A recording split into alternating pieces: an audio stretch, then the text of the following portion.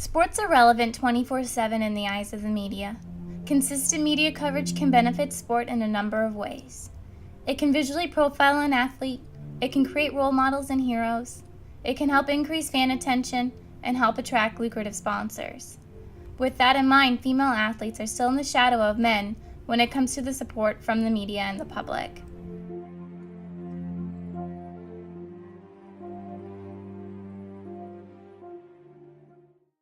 The media coverage is always much better for the men than it is for the women. I definitely think women get shafted in the media. There's so much more emphasis on men's sports. And things on TSN, you don't see Bob McKenzie talking about female athletes like he does male athletes. And I think that's one of the biggest things is just the respect level for females. Being recognized as athletes and taken as seriously.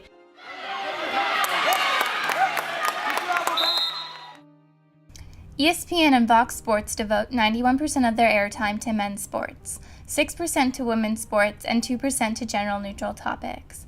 90.8% of feature articles in Sports Illustrated are devoted to male athletes, whereas only 8% are dedicated to females.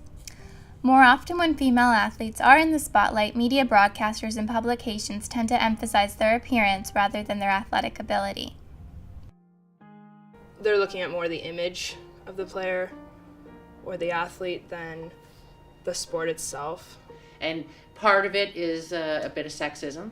Like it's sexy. I mean, they wear outfits that are very appealing to people. The thing is they sell it with men too. Like, look at Crosby. He's so hot, he's so attractive. They have to live up to this masculine stereotype where there's a stereotype with us too, but we have to either learn to embrace it or resist it. And I think personally, we should just embrace it. We're women, we play sports, we can be sexy.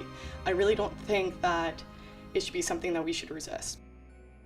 But when you compare what women get versus men, not just in media support, but actual financial support, sponsorships, fan attention, game times, things like that.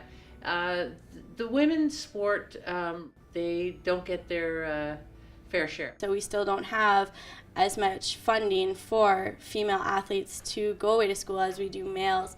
And even though we're very well represented by Brock Athletics, there's only so much they can do funding-wise.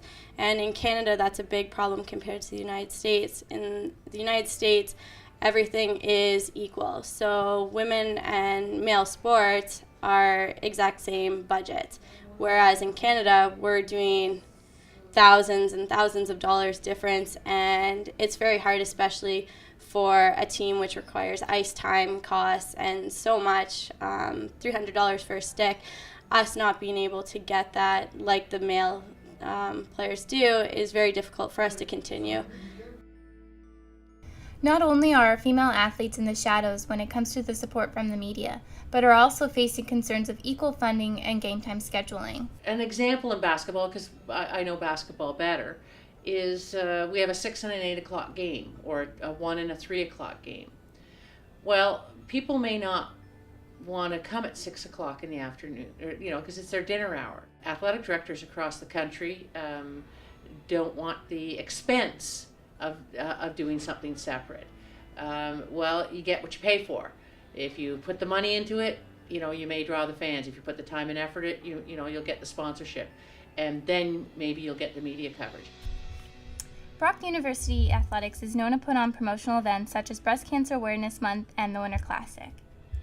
I think the Winter Classic is a perfect example, especially because a women's team was allowed to be part of it. Because it wasn't just male-dominated. We had a female team doing it, and it was the first time in OUA history.